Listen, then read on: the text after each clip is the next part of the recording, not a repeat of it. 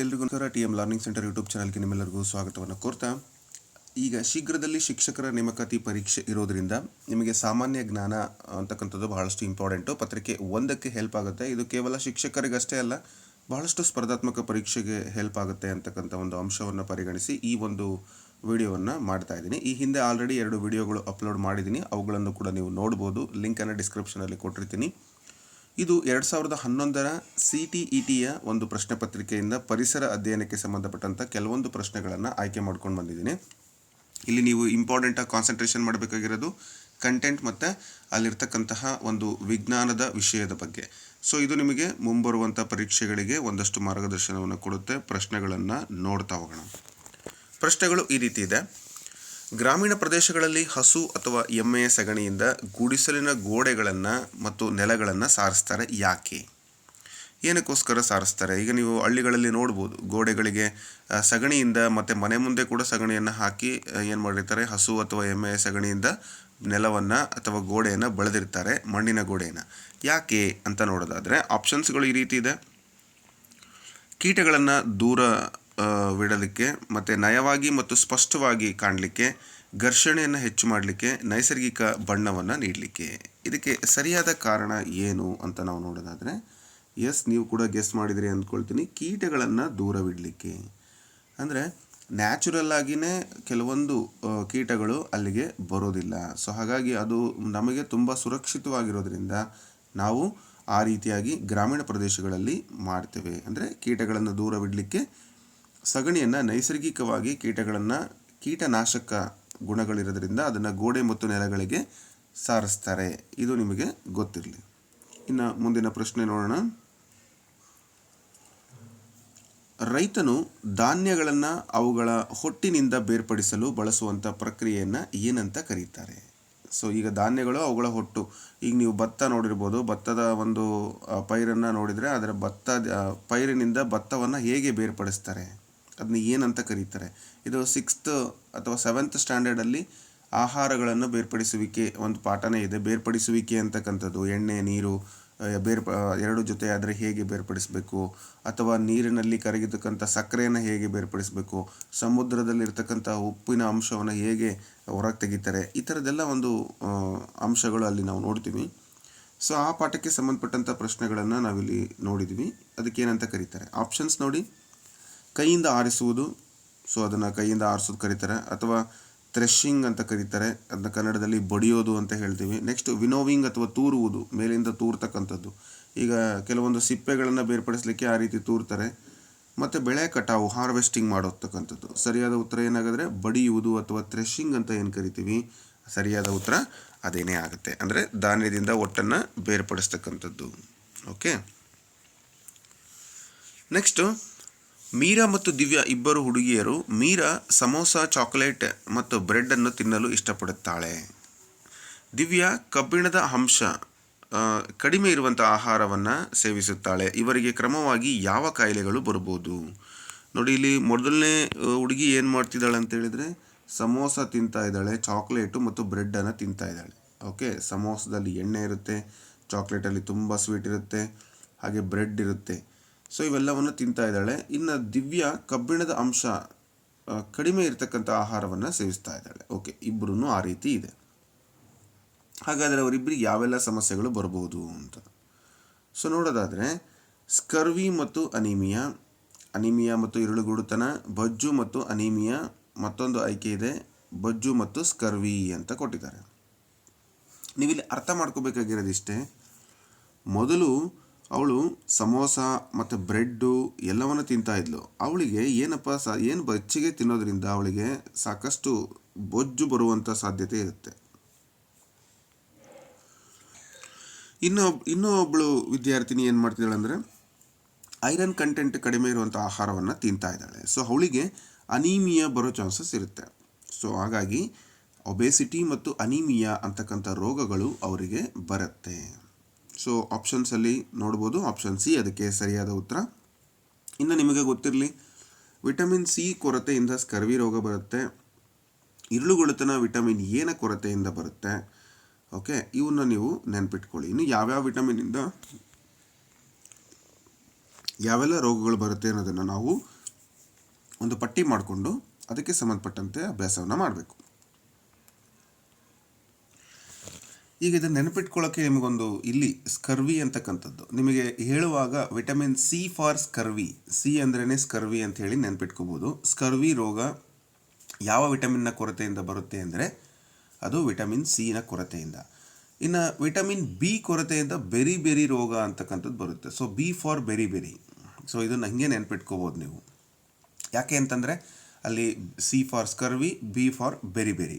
ಇನ್ನು ಆಗಲೇ ಹೇಳಿದಂಗೆ ವಿಟಮಿನ್ ಎನ ಕೊರತೆಯಿಂದ ಅಂಧತ್ವ, ಎ ಫಾರ್ ಅಂಧತ್ವ ಅಥವಾ ರಾತ್ರಿ ಕೂಡುತನ, ಇರುಳುಗಣ್ಣು ಅಂತ ಏನು ಕರಿತೀವಿ, ಆ ರೀತಿಯಾದಂಥ ಸಮಸ್ಯೆ ಬರುತ್ತೆ. ಇವೆಲ್ಲ ನೀವು ನೆನಪಿಟ್ಕೊಳ್ಳಿಕ್ಕೆ ನಿಮಗೆ ಯಾವ ರೀತಿ ಬೇಕೋ ಆ ರೀತಿ ನೀವು ಬರ್ಕೊಂಡು ನೆನಪಿಟ್ಕೊಳ್ಳಿ.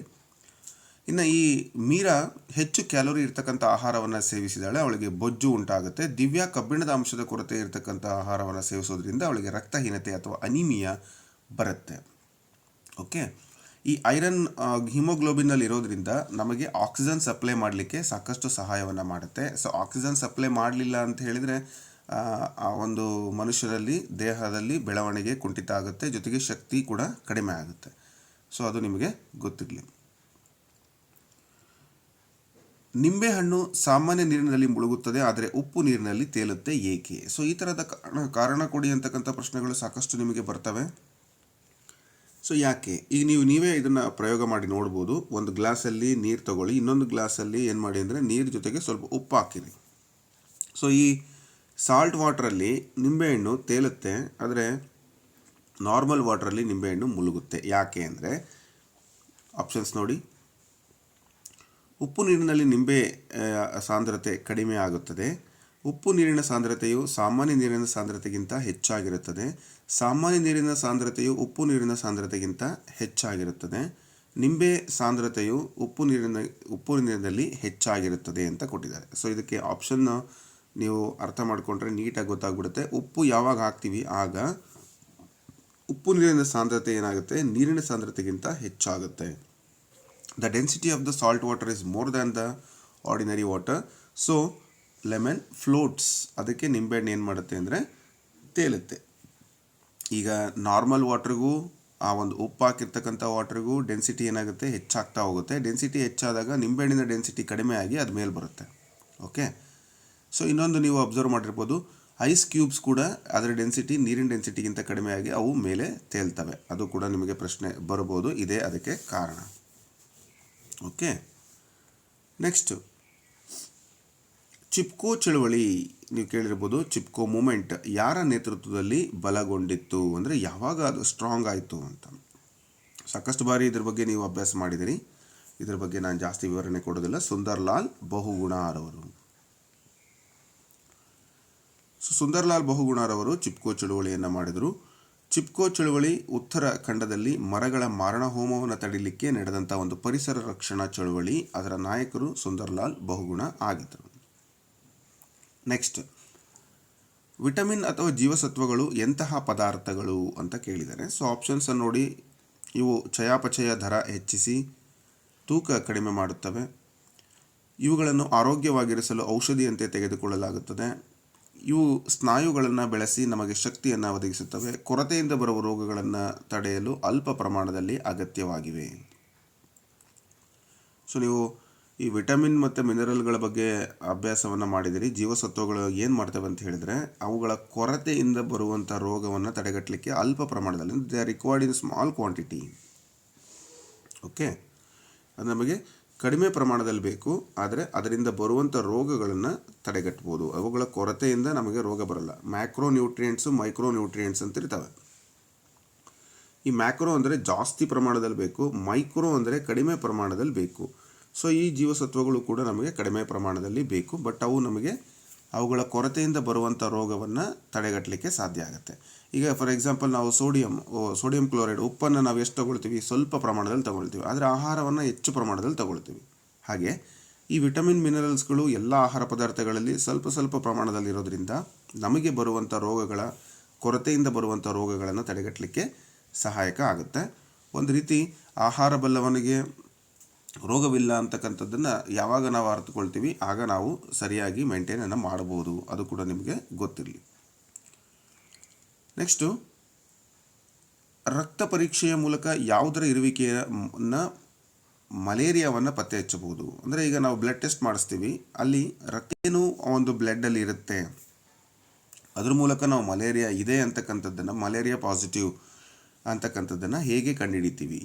ಸೊ ಆಪ್ಷನ್ಸ್ಗಳನ್ನು ನೋಡಿ. ಕೆಂಪು ರಕ್ತ ಕಣಗಳಲ್ಲಿ ಮಲೇರಿಯಾ ಪರಾವಲಂಬಿ ಪ್ಲಾಸ್ಮೋಡಿಯಂ. ನೆಕ್ಸ್ಟು, ಆಹಾರದಲ್ಲಿ ಹಾನಿಗೊಳಗಾದ ಯಕೃತ್ತಿನ ಜೀವಕೋಶಗಳು, ರಕ್ತದಲ್ಲಿ ಸೊಳ್ಳೆಯ ಲಾರ್ವಾಗಳು, ಕೆಂಪು ರಕ್ತ ಕಣಗಳಲ್ಲಿ ಸೊಳ್ಳೆಯ ಮೊಟ್ಟೆಗಳು. ಸೊ ಕೆಂಪು ರಕ್ತ ಕಣಗಳಲ್ಲಿ ಸೊಳ್ಳೆ ಮೊಟ್ಟೆಗಳು ಇರೋಕ್ಕೆ ಸಾಧ್ಯ ಇಲ್ಲ, ರಕ್ತದ ಲಾರ್ವಾಗಳು ಇರೋಕ್ಕೆ ಸಾಧ್ಯ ಇಲ್ಲ, ಅವೆಲ್ಲ ಗಟರದಲ್ಲಿರ್ತವೆ ಅಥವಾ ನಿಂತ ನೀರಿನಲ್ಲಿರ್ತವೆ. ಇನ್ನು ರಕ್ತದಲ್ಲಿ ಹಾನಿಗೊಳಗಾದ ಯಕೃತ್ತಿನ ಜೀವಕೋಶಗಳು ಖಂಡಿತ ಬರೋದಿಲ್ಲ. ಇನ್ನು ಸರಿಯಾದ ಉತ್ತರ ಬಂದು ಈ ಪ್ಲಾಸ್ಮೋಡಿಯಂ ವೈವಾಕ್ಸ್ ಅಂತಕ್ಕಂಥ ಪರಾವಲಂಬಿ ನಮ್ಮ ಕೆಂಪು ರಕ್ತ ಕಣಗಳಲ್ಲಿ ಇರೋದರಿಂದ ಮಲೇರಿಯಾ ಇದೆ ಅಂತಕ್ಕಂಥದ್ದು ನಮಗೆ ಗೊತ್ತಾಗುತ್ತೆ. ಓಕೆ, ಈ ಪ್ಲಾಸ್ಮೋಡಿಯಂ ಅಂತಕ್ಕಂಥದ್ದು ಸೊಳ್ಳೆಗಳು ಹಾರಾಡಿ ಬಂದು ಆರೋಗ್ಯವಂತ ವ್ಯಕ್ತಿಯನ್ನು, ಅಂದರೆ ಮಲೇರಿಯಾ ಇರುವಂಥ ವ್ಯಕ್ತಿಯನ್ನು ಕಚ್ಚಿ ಅದನ್ನು ತಗೊಂಬಂದು ಆರೋಗ್ಯವಂತ ವ್ಯಕ್ತಿಗೆ ಕಚ್ಚಿದರೆ ಮಾತ್ರ ನಮಗೇನಾಗುತ್ತೆ, ಮಲೇರಿಯಾ ಬರುತ್ತೆ. ನಾರ್ಮಲಾಗಿ ಸಾಕಷ್ಟು ಸೊಳ್ಳೆ ಕಚ್ತವೆ, ಎಲ್ಲ ಸೊಳ್ಳೆಗಳಿಂದ ಮಲೇರಿಯಾ ಬರುತ್ತೆ ಅಂತ ಹೇಳಲಿಕ್ಕಾಗಲ್ಲ. ಸೊ ಯಾವ ಸೊಳ್ಳೆಗಳು ಇನ್ಫೆಕ್ಟೆಡ್ ಪರ್ಸನ್ನ ಕಚ್ಚಿ ನಂತರ ಒಂದು ಹೆಲ್ತಿ ಪರ್ಸನನ್ನು ಕಚ್ತಾವಲ್ಲ, ಆವಾಗ ಅವು ವಾಹಕಗಳಾಗಿ ಕೆಲಸ ಮಾಡ್ತವೆ. ಈ ಪರಾವಲಂಬಿ ಪ್ಲಾಸ್ಮೋಡಿಯಮನ್ನು ತಗೊಂಬಂದು ಬಿಟ್ಟು ಅಲ್ಲಿಂದ ಅವಕ್ಕೆ ಜ್ವರ ಸ್ಪ್ರೆಡ್ ಆಗೋಂಗೆ ಮಾಡ್ತವೆ. ಓಕೆ, ಪ್ಲಾಸ್ಮೋಡಿಯಂ ಅಂತಕ್ಕಂಥ ಒಂದು ಜೀವಿ ಅದಕ್ಕೆ ಕಾರಣ. ನೆಕ್ಸ್ಟು ಮುಂದಿನ ಪ್ರಶ್ನೆ ನೋಡಿ. ಭೂಮಿಗೆ ಬೀಳುವ ನಕ್ಷತ್ರ ಅಥವಾ ಉಲ್ಕೆ ಅಂದರೆ ಏನು ಅಂತ ಕೇಳಿದ್ದಾರೆ. ಆಪ್ಷನ್ಸನ್ನು ನೋಡ್ತಾ ಹೋಗೋಣ. ಸ್ಥಿರ ವೇಗದಲ್ಲಿ ಚಲಿಸುವಂಥ ನಕ್ಷತ್ರ, ವಾಯುಮಂಡಲದಲ್ಲಿ ಸಮಾನ ವೇಗದಲ್ಲಿ ಚಲಿಸುವಂತಹ ಬೆಳಗುವ ಕಾಯ, ಒಂದು ತುದಿಯಲ್ಲಿ ಬಾಲವಿರುವ ನಕ್ಷತ್ರ, ವಾಯುಮಂಡಲ ಪ್ರವೇಶಿಸಿದಾಗ ಘರ್ಷಣೆಯಿಂದ ಬೆಂಕಿ ಹೊತ್ತಿಕೊಳ್ಳುವ ಉಲ್ಕೆ ಅಂತ ಕೊಟ್ಟಿದ್ದಾರೆ. ಸೊ ಇಲ್ಲಿ ಭೂಮಿಗೆ ಬೀಳುವ ನಕ್ಷತ್ರ ಅಥವಾ ಉಲ್ಕೆ ಅಂದರೆ ಏನಪ್ಪ ಅಂತಂದರೆ ನೀವು ಅರ್ಥ ಮಾಡ್ಕೋಬೇಕು. ತುಂಬ ಸಿಂಪಲ್ಲಾಗಿ ಆಪ್ಷನ್ ಡಿ ನೋಡಿ. ವಾಯುಮಂಡಲವನ್ನು ಪ್ರವೇಶಿಸಿದಾಗ ಘರ್ಷಣೆಯಿಂದ ಬೆಂಕಿ ಹೊತ್ತಿಕೊಳ್ಳುವಂಥ ಉಲ್ಕೆ. ನಮ್ಮ ಭೂಮಿ ಯಾವ ರೀತಿ ಇದೆ ಅಂತ ಹೇಳಿದರೆ, ಭೂಮಿಯ ವಾಯುಮಂಡಲ ಏನು 500ರಿಂದ 600 ಕಿಲೋಮೀಟರ್ವರೆಗೆ ಹಬ್ಬಿದೆಯಲ್ಲ, ಸೊ ಇದ್ರ ಒಳಗಡೆ ಯಾವುದಾದ್ರೂ ಬೇರೆ ಒಂದು ಆಬ್ಜೆಕ್ಟ್ ಬಂದರೆ, ಅಂದರೆ ಈ ನಕ್ಷತ್ರ ಅಥವಾ ಉಲ್ಕೆ ಅಥವಾ ಯಾವುದಾದ್ರೂ ಒಂದು ಸೆಲೆಸ್ಟಿಯಲ್ ಬಾಡಿ ಬಂದು ಭೂಮಿ ಒಳಗಡೆ, ಅಂದರೆ ವಾತಾವರಣ ಒಳಗೆ ಎಂಟ್ರಿ ಆದರೆ ಅದು ಬೆಂಕಿ ಹತ್ತಿ ಉರಿಯುತ್ತೆ. ಭೂಮಿ ಬಂದು ತಲುಪುವಷ್ಟೊತ್ತಿಗೆ ಅದು ವಾತಾವರಣದಲ್ಲಿ ವಿಲೀನ ಆಗೋಗುತ್ತೆ, ಭೂಮಿಗೆ ಸುರಕ್ಷಿತತೆಯನ್ನು ಕಾಪಾಡುತ್ತೆ. ಇದು ಒಂದು ನೇಚರ್, ಭೂಮಿಯ ಒಂದು ನೇಚರ್ ಆಗಿರೋದ್ರಿಂದ ನಾವು ಅಂದ್ಕೊಳ್ತೀವಿ, ಅಯ್ಯೋ ಯಾವುದಾದ್ರೂ ಒಂದು ದೊಡ್ಡ ಗ್ರಹ ಅಥವಾ ಯಾವುದಾದ್ರೂ ಉಪಗ್ರಹ ಅಥವಾ ಏನಾದರೂ ಬಂದು ಭೂಮಿಗೆ ಬಿಡಿದ್ರೆ ಹೆಂಗೆ ಅಂತ. ಖಂಡಿತ ಸಾಧ್ಯ ಇಲ್ಲ. ಅದಕ್ಕೆ ಪ್ರಕೃತಿ ದತ್ತವಾಗಿಯೇ ಆ ಒಂದು ಗುಣ ಬಂದಿದೆ. ಅದು ಬರುವಾಗ ಉರಿತಾ ಇರಬೇಕಾದ್ರೆ ಅದರ ಮುಂಭಾಗ ಏನು ಬರ್ತಾ ಇರುತ್ತೆ ಅದರ ಹಿಂದುಗಡೆ ಬಾಲದ ಥರ ನಮಗೆ ಕಾಣಿಸುತ್ತೆ. ಅದನ್ನು ನಾವು ಧೂಮಕೇತು ಅಂತಲೂ ಕರಿತೀವಿ. ಕೆಲವೊಂದು ಧೂಮಕೇತುಗಳು ನಿಮಗೆ ಗೋಚರಿಸ್ತವೆ ಅಂತಕ್ಕಂಥದ್ದನ್ನು ಕೂಡ ನೀವು ನೋಡಿರ್ತೀರಿ. ಅದಕ್ಕೆಲ್ಲ ಕಾರಣ ಇದೇನೆ, ವಾಯುಮಂಡಲ ಇರತಕ್ಕಂಥ ಒಂದು ವಿಶೇಷವಾದ ರಚನೆ. ಸೊ ವಾಯುಮಂಡಲ ಪ್ರವೇಶಿಸಿದಾಗ ಘರ್ಷಣೆಯಿಂದ ಬೆಂಕಿ ಹೊತ್ತಿಕೊಳ್ಳುವಂತಹ ಒಂದು ಉಲ್ಕೆ ಅಂತ ನಾವು ಹೇಳ್ಬೋದು. ಓಕೆ, ಸೊ ಹಾಗಾಗಿ ಈ ಖಗೋಳಶಾಸ್ತ್ರದಲ್ಲಿ ಅಥವಾ ಈ ಒಂದು ವಿಜ್ಞಾನಿಗಳು ಏನು ಮಾಡ್ತಾರೆ ಅಂದರೆ, ಅಂತರಿಕ್ಷಕ್ಕೆ ಯಾವುದಾದ್ರೂ ರಾಕೆಟ್ಗಳನ್ನು ಉಡಾವಣೆ ಮಾಡಿದಾಗ ಅಥವಾ ಅಲ್ಲಿಂದ ಮತ್ತೆ ಸ್ಪೇಸ್ ಶಿಪ್ಪಿಂದ ವಾಪಸ್ ಬರಬೇಕಾದ್ರೆ ಭಾಳಷ್ಟು ಕೇರ್ಫುಲ್ ಆಗಿರ್ಬೇಕು. ಯಾಕೆ ಅಂದರೆ ಕಕ್ಷೆಗೆ ಒಳಗಡೆ ಬಂದ ತಕ್ಷಣವೇ ಬೆಂಕಿ ಹತ್ತಿ ಉರಿತಕ್ಕಂಥದ್ದು ನಿಮಗೆ ಗೊತ್ತಿದೆ.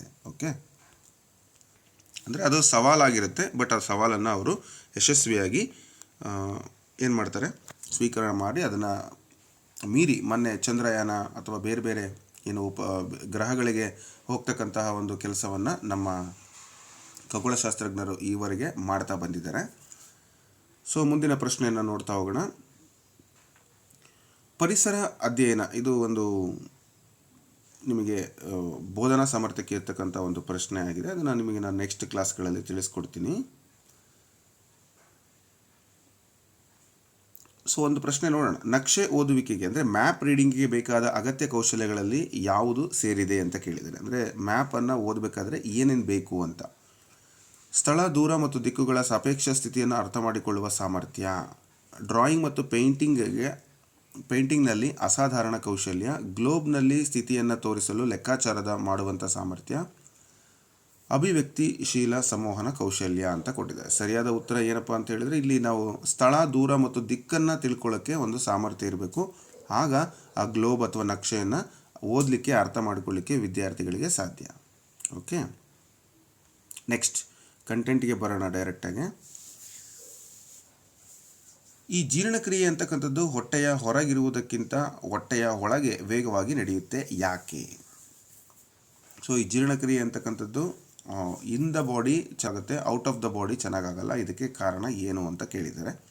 ಸೊ ಅಂದರೆ ಇದು ಕೆಲವೊಂದು ಜೀವಿಗಳು ದೇಹದ ಹೊರಗೆ ಜೀರ್ಣಕ್ರಿಯೆಯನ್ನು ಮಾಡ್ತಕ್ಕಂಥದ್ದು, ಅಥವಾ ಈ ಕಪ್ಪೆ ನೋಡಿರ್ಬೋದು ನೀವು, ಅದು ಸಂತಾನೋತ್ಪತ್ತಿಯನ್ನು ದೇಹದ ಹೊರಗೆ ಮಾಡುತ್ತೆ. ಅಂದರೆ ಮೊಟ್ಟೆಯನ್ನು ಹೊರಗಡೆನೇ ಅದು ಉತ್ಪತ್ತಿ ಮಾಡುತ್ತೆ, ದೇಹದ ಒಳಗಡೆ ಮಾಡೋದಿಲ್ಲ. ಟ್ಯಾಡ್ ಪೋಲ್ ಅಂತ ಏನೋ ಉತ್ಪತ್ತಿ ಆಗ್ತವೆ ಅದರಿಂದ. ಹಾಗೆ ಜೀರ್ಣಕ್ರಿಯೆಯೂ ಹಾಗೆಯೇ ದೇಹದ ಒಳಗಡೆ ಹೇಗೆ ಬೇಗ ಆಗುತ್ತೆ ಅಂತ ಕೇಳಿದರೆ, ಸೊ ಆಪ್ಷನ್ಸ್ಗಳನ್ನು ನೋಡ್ತಾ ಹೋಗಿ. ಹೊಟ್ಟೆಯ ಹೊರಗೆ ಆಹಾರ, ಹೊಟ್ಟೆಯ ಒಳಗೆ ಆಹಾರ ಮಂಥನಕ್ಕೊಳಗಾಗುತ್ತೆ. ಅಂದರೆ ಅಲ್ಲಿ ಆಹಾರ ಏನಾಗುತ್ತೆ, ಜೀರ್ಣಕ್ರಿಯೆ ಆಗುತ್ತೆ. ಇದರಿಂದ ಮೇಲ್ಮೈ ವಿಸ್ತೀರ್ಣ ಹೆಚ್ಚಾಗಿ ಕಿಣ್ವಗಳ ಕ್ರಿಯೆ ವೇಗವಾಗುತ್ತೆ. ನೆಕ್ಸ್ಟು, ಜೀರ್ಣರಸಗಳು ಹೊಟ್ಟೆಯ ಒಳಗೆ ಆಮ್ಲೀಯವಾಗುತ್ತವೆ. ನೆಕ್ಸ್ಟ್ ಆಪ್ಷನ್ನು, ಆಹಾರದ ಉಪಸ್ಥಿತಿಯಲ್ಲಿ ಹೊಟ್ಟೆಯೊಳಗೆ ಜೀರ್ಣರಸಗಳ ಉತ್ಪತ್ತಿ ಹೆಚ್ಚಾಗಿರುತ್ತದೆ. ಕೊನೆಯ ಆಪ್ಷನ್ ಬಂದು, ಜೀರ್ಣರಸಗಳು ಹೊಟ್ಟೆಯ ಹೊರಗೆ ನಿಷ್ಕ್ರಿಯವಾಗಿರುತ್ತವೆ. ಸೊ ಯಾಕೆ ಬೇಗ ಆಗುತ್ತೆ ಅಂದರೆ, ಆಪ್ಷನ್ ಎನ ನೀವು ನೋಡಿದಿರಿ, ಹೊಟ್ಟೆಯ ಒಳಗೆ ಆಹಾರ ಮಂಥನಗೊಳಗಾಗುತ್ತದೆ, ಅಂದರೆ ಅಲ್ಲಿ ಡೈಜೆಷನ್ ಆಗುತ್ತೆ. ಇದರಲ್ಲಿ ಏನಾಗುತ್ತಪ್ಪ ಅಂದರೆ ಆ ವಿಸ್ತೀರ್ಣ ಹೆಚ್ಚಾಗಿ ಕಿಣ್ವಗಳ ಒಂದು ಕ್ರಿಯೆ ವೇಗವಾಗಿ ಬೆಳೆಯುತ್ತೆ. ಅಲ್ಲಿ ಎಂಜೈಮ್ಸ್ಗಳು ಬಿಡುಗಡೆ ಆಗುತ್ತೆ. ಯಾವ ಒಂದು ಆಹಾರ ಜೀರ್ಣ ಆಗಬೇಕು ಅದನ್ನು ಹೇಗೆ, ಕಾರ್ಬೋಹೈಡ್ರೇಟು ಬಾಯಿಯಲ್ಲಾಗುತ್ತೆ, ಕಳೆದ ವಿಡಿಯೋ ನೀವು ನೋಡಿರ್ಬೋದು. ಮತ್ತು ಪ್ರೋಟೀನು ಜಠರದಲ್ಲಾಗುತ್ತೆ, ಕೊಬ್ಬಿನ ಆಮ್ಲಗಳು ಎಲ್ಲಾಗುತ್ತೆ, ಮತ್ತು ಅವುಗಳಿಗೆ ಏನೇನು ಕಾರಣ, ಯಾವ ಒಂದು ಎಂಜೈಮ್ಗಳಿಂದ ಯಾವ ಒಂದು ಆಹಾರದ ಘಟಕಗಳು ಜೀರ್ಣ ಆಗುತ್ತೆ, ಇದೆಲ್ಲ ನಿಮ್ಗೆ ಗೊತ್ತಿದೆ. ಮತ್ತು ಅದಕ್ಕೆ ಸಂಬಂಧಪಟ್ಟಂತೆ ಮೇಲ್ಮೈ ವಿಸ್ತೀರ್ಣಗಳು ಕೂಡ ತುಂಬ ಇಂಪಾರ್ಟೆಂಟು. ಹಾಗಾಗಿ ಹೊಟ್ಟೆಯೊಳಗೆ ಆಹಾರ ಬೇಗ ಜೀರ್ಣ ಆಗುತ್ತೆ. ನೆಕ್ಸ್ಟು, ಎಮ್ಮೆ ಅಥವಾ ಹಸುವಿನ ಬೆನ್ನ ಮೇಲೆ ಕೊಕ್ಕರೆ ಕುಳಿತಿರುವುದನ್ನು ನಾವು ನೋಡ್ತೇವೆ, ಯಾಕೆ? ಎಮ್ಮೆಗಳ ಮೇಲೆ ಹಸುಗಳ ಮೇಲೆ ಕೊಕ್ಕರೆಗಳು ಕುತ್ಕೊಂಡಿರ್ತವೆ. ಏನಕ್ಕೆ ಕುತ್ಕೊಂಡಿರ್ತವೆ? ಹುಲ್ಲಿನಲ್ಲಿರ್ತಕ್ಕಂತಹ ಕೀಟಗಳನ್ನು ತಿನ್ನಲಿಕ್ಕೆ, ಎಮ್ಮೆಯ ಬೆನ್ನಿನ ಮೇಲೆ ಕುಳಿತು ಹಾಡಲಿಕ್ಕೆ, ಓಕೆ, ಸಿಂಗ್ ಮಾಡಲಿಕ್ಕೆ ಅಂತ ಇದೆ. ಇನ್ನು ಹಾರಿದ ನಂತರ ಸ್ವಲ್ಪ ವಿಶ್ರಾಂತಿಯನ್ನು ಪಡೀಲಿಕ್ಕೆ, ಎಮ್ಮೆಯ ಬೆನ್ನ ಮೇಲಿರುವಂಥ ಪರಾವಲಂಬಿ ಕೀಟಗಳನ್ನು ತಿನ್ನಲಿಕ್ಕೆ. ಸೊ ಸರಿಯಾದ ಉತ್ತರ ಏನೋ? ಎಸ್, ಅದೇನೆ, ಎಮ್ಮೆಯ ಬೆನ್ನ ಮೇಲಿರ್ತಕ್ಕಂತಹ ಒಂದು ಪರಾವಲಂಬಿ ಕೀಟಗಳನ್ನು ತಿನ್ನಲಿಕ್ಕೆ ಅವು ಕೂತ್ಕೊಳ್ತವೆ. ಯಾಕೆ ಅಂತ ಹೇಳಿದರೆ, ಇದು ಒಂದು ಸಹಬಾಳ್ವೆ. ಕೊಕ್ಕರೆಯು ಎಮ್ಮೆಯ ಮೇಲ್ಮೈ ಇರ್ತಕ್ಕಂತಹ ಕೀಟಗಳನ್ನು ತಿನ್ನುವ ಮೂಲಕ ಆಹಾರವನ್ನು ಪಡೆಯುತ್ತೆ, ಮತ್ತು ಇದು ಎಮ್ಮೆಗೆ ಕೀಟಗಳಿಂದ ಮುಕ್ತಿಯನ್ನು ನೀಡುತ್ತೆ. ಇದು ಭಾಳ ಇಂಪಾರ್ಟೆಂಟು. ಸೊ ಇದು ಹಾಗಾಗಿ ಎರಡೂ ಕೂಡ ಒಂದು ಸಿಂಬಯೋಟಿಕ್ ರಿಲೇಷನ್ಶಿಪ್ಪನ್ನು ಇಟ್ಕೊಂಡು ಬೆಳೀತಕ್ಕಂಥದ್ದನ್ನು ನಾವಿಲ್ಲಿ ನೋಡ್ತಾ ಇದ್ದೀವಿ. ಓಕೆ, ನೆಕ್ಸ್ಟು ಮುಂದಿನ ಪ್ರಶ್ನೆ. ಅಂಜಲಿ ತನ್ನ ಸ್ನೇಹಿತರಿಗೆ ಹಲ್ಲುಗಳ ಕ್ಷಯವನ್ನು ತಪ್ಪಿಸಲು 4 ವಿಧಾನಗಳನ್ನು ಸೂಚಿಸುತ್ತಾಳೆ. ಸೊ ಯಾವ್ಯಾವು ಅಂತ. ದಿನಕ್ಕೆ 2 ಬಾರಿ ಬ್ರಷ್ ಮಾಡಿ, ಎನಾಮಲ್ ಸವೆಯುವುದನ್ನು ತಪ್ಪಿಸಲು ಬ್ರೇಸರ್ ಧರಿಸಿ, ಸಿಹಿ ತಿಂಡಿ, ಚಾಕೊಲೇಟ್ ಮತ್ತು ತಂಪು ಪಾನೀಯಗಳನ್ನು ಸೇವಿಸಬೇಡಿ, ಪ್ರತಿ ಬಾರಿ ಊಟದ ನಂತರ ಬಾಯಿಯನ್ನು ಮುಕ್ಕಳಿಸಿ ಅಂತ ಕೊಟ್ಟಿದ್ದಾರೆ. ಇಲ್ಲಿ ಅಂಜಲಿ ಸೂಚಿಸಿದ ಯಾವ ವಿಧಾನವನ್ನು ಪಾಲಿಸಬೇಕು ಅಂತ ಕೇಳಿದ್ದಾರೆ. ಅಂದರೆ ಇಲ್ಲಿ ಅವಳು ಹೇಳಿರ್ತಕ್ಕಂಥ 4ರಲ್ಲಿ ಯಾವುದನ್ನು ಪಾಲಿಸಬೇಕು? ಆಪ್ಷನ್ಸ್ ನೋಡಿ. 1, 2, 3 ಪಾಲಿಸಬೇಕು, 1, 2, 3 ಮತ್ತು 4 ಪಾಲಿಸಬೇಕು, 3, 4 ಮತ್ತು 1 ಪಾಲಿಸಬೇಕು, ಅಥವಾ 4, 1 ಮತ್ತು 2 ಪಾಲಿಸಬೇಕು ಅಂತ ಕೊಟ್ಟಿದ್ದಾರೆ. ಸೊ ಸರಿಯಾದ ಉತ್ತರ ಏನಪ್ಪ ಅಂತ ಹೇಳಿದರೆ ಆಪ್ಷನ್ ಸಿ, 3, 4 ಮತ್ತು 1. ಅಂದರೆ ಹಲ್ಲುಗಳ ಆರೋಗ್ಯಕ್ಕೆ ಬ್ರಷ್ ಮಾಡಬೇಕು, ಸಿಹಿ ಪದಾರ್ಥಗಳಿಂದ ದೂರವಿರುವುದು ಮತ್ತು ಬಾಯಿಯನ್ನು ಮುಕ್ಕಳಿಸುವುದು ಅಗತ್ಯ. ಆದರೆ ಬ್ರೇಸರ್ ಧರಿಸುವುದು ಹಲ್ಲುಗಳ ಒಂದು ನೇರಗೊಳಿಸಲಿಕ್ಕೆ ಬಳಸ್ತಾರೆ ಹೊರತು ಕ್ಷಯವನ್ನು ತಡೆಗಟ್ಟಲಿಕ್ಕೆ ಅಲ್ಲ. ಅದೇ ಕ್ಲಿಪ್ ಅಂತ ಏನು ಹಾಕಿಸ್ಕೊತಾರಲ್ಲ ಅದಕ್ಕೆ. ಸೊ ಬ್ರಷ್ ಮಾಡಬೇಕು, ಸಿಹಿ ಪದಾರ್ಥಗಳನ್ನು ಕಡಿಮೆ ಮಾಡಬೇಕು, ಜೊತೆಗೆ ಬಾಯಿಯನ್ನು ಊಟ ಮಾಡಿದ ಮೇಲೆ ಮುಕ್ಕಳಿಸ್ತಕ್ಕಂಥದ್ದು ಭಾಳ ಇಂಪಾರ್ಟೆಂಟ್ ಆಗಿರುತ್ತೆ. ಓಕೆ, ಸೊ ಸ್ನೇಹಿತರೆ, ಇದಿಷ್ಟು ಸಾಕು. ಮುಂದಿನ ವಿಡಿಯೋದಲ್ಲಿ ಮತ್ತೆ ಭೇಟಿ ಆಗ್ತೀನಿ. ಸೊ ಇದೇ ಥರದ EVS ಅಥವಾ GKಗೆ ಸಂಬಂಧಪಟ್ಟಂಥ ಪ್ರಶ್ನೆಗಳನ್ನು ತೊಗೊಂಡು ಬರ್ತೀನಿ. ಅದೇ ಥರ ನಿಮಗೆ ಈ ಒಂದು ಪ್ರಶ್ನೆ ಪತ್ರಿಕೆ ಅಥವಾ ಈಗ ನಾನೇನು ಈಗ ನಿಮಗೆ ಸಾಲ್ವ್ ಮಾಡಿಕೊಟ್ಟಿದ್ದೀನಿ, ಇದೇ ಥರದ ಪ್ರಶ್ನೆ ಪತ್ರಿಕೆಗಳು ನಿಮಗೆ ಕನ್ನಡದಲ್ಲಿ ಬೇಕು, ಇನ್ನಷ್ಟು ವಿವರಣೆಗಳು ಬೇಕು ಅಂದರೆ ನಮ್ಮ TM ಲರ್ನಿಂಗ್ ಸೆಂಟರ್ ಆ್ಯಪನ್ನು ಡೌನ್ಲೋಡ್ ಮಾಡಿಕೊಂಡು ಅಲ್ಲಿ ಜಸ್ಟ್ 69 ರುಪೀಸಿಗೆ ನಿಮಗೆ PDF ಸಿಗುತ್ತೆ. ನೀವು ಡೌನ್ಲೋಡ್ ಕೂಡ ಮಾಡಿಕೊಂಡು ಅಭ್ಯಾಸವನ್ನು ಮಾಡ್ಬೋದು. ಸೊ ನಿಮಗೆ ಇಂಟ್ರೆಸ್ಟ್ ಇರೋರು TM ಲರ್ನಿಂಗ್ ಸೆಂಟರ್ ಆ್ಯಪನ್ನು ಡೌನ್ಲೋಡ್ ಮಾಡಿ ಅಲ್ಲಿ ಈ ಒಂದು PDFಗಳನ್ನು ನೋಡ್ಬೋದು. ಅಲ್ಲಿ ಕಡಿಮೆ PDFಗಳು ಇರ್ಬೋದು ಅಥವಾ ಮುಂದೆ ಅಪ್ಡೇಟ್ ಆಗ್ತಾ ಹೋಗುತ್ತೆ. ಪ್ರತಿದಿನ PDFಗಳು ನಾವು ಫ್ರೀ ಇದ್ದಾಗ ಅಪ್ಡೇಟನ್ನು ಮಾಡ್ತೇವೆ. ಧನ್ಯವಾದಗಳು.